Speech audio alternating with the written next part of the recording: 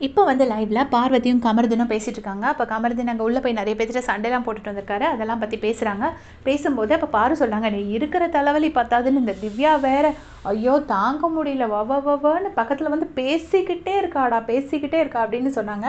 அப்புறம் மார்னிங் பேசும்போது என்ன சொன்னாங்கன்னா, திவ்யா வந்து என்னை ரொம்ப டார்கெட் பண்ணிட்டாங்கடா நீ இறங்குனதுக்கப்புறம்னு சொன்னாங்க. இப்போ வாய் தவறி என்ன உளறிட்டாங்கன்னா, நான் நல்லா ட்ரிகர் பண்ணி விட்டேன்டா அப்படின்னு சொன்னாங்க. ட்ரிகருங்கிற வேர்டு சொன்னாங்களா இல்லை ஏற்றி விட்டேன்னு சொன்னாங்களான்னு தெரில, ரெண்டில் ஏதோ ஒன்று சொன்னாங்க. சொல்லி நான் தான் அவங்கள இது பண்ணேன், உசுப்பேற்றி விட்டேன் அப்படிங்கிற மாதிரி பேசுகிறாங்க.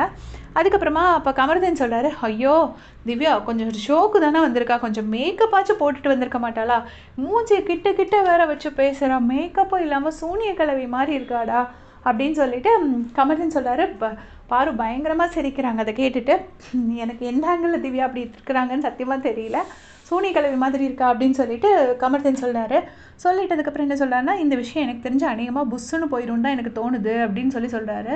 இப்போ பாரு ஏன்னு கேட்குறாங்க, அந்த விஷயமே புஷ்ஷு தானே, இதை விட பெரிய விஷயம் பண்ணியிருக்கோம், அதுவே புஷ்ஷுன்னு தானே போச்சு அப்படிங்கிறாங்க. எந்த விஷயத்த சொல்கிறாங்கன்னு தெரியல, அதே புஷ்ஷுன்னு தானே போச்சு, ஏதாவது சின்ன விஷயம் வந்து ரொம்ப பெருசாகும், பெரிய விஷயம் எப்போவுமே புஷ்ஷுன்னு போயிடும் அப்படின்னு சொல்லிட்டு கமருதன் சொல்கிறாரு. சொன்னோடனே பாரு அப்படியான்னு கேட்டுட்டு அப்புறம் கொஞ்சம் நேரம் அப்படி பேசுகிறாங்க. போய் படுத்து தூங்கு பாரு, உனக்கு ரொம்ப தூக்கம் வருது, நீ போய் தூங்கு அப்படின்னு சொல்கிறாங்க. அதுக்கு பாரு வந்துட்டு, சரி நான் போய் தளரும் போய் தூங்க போகிறேன், நீ வரியா அப்படின்னு கேட்குறாங்க. உடனே நான் வரல, நீ முதல்ல போய் தூங்கு, நான் வரும்போது நீ தூங்கியிருக்கணும், நீ முதல்ல கொஞ்சம் ரெஸ்ட் எடு அப்படின்னு சொல்லி அவர் அனுப்பி விடுறாரு. ஸோ இப்போ என்ன ஆக போகுது அப்படிங்கிறது தெரியல. எல்லாருமே இன்றைக்கி ரொம்ப ஷாக்கிங்காக தான் இருக்குது. இன்றைக்கி என்ன எவிக்ஷன், டபுள் எவிக்ஷனா, சிங்கிள் எவிக்ஷனா, சிங்கிள்னா அது கமருதுனா பாருவா யார் அப்படிங்கிறது தெரியல. யார் நினைக்கிறீங்கன்னு மறக்காமல் கமெண்ட்ஸில் சொல்லிட்டு போங்க. தேங்க்ஸ் ஃபார் வாட்சிங்.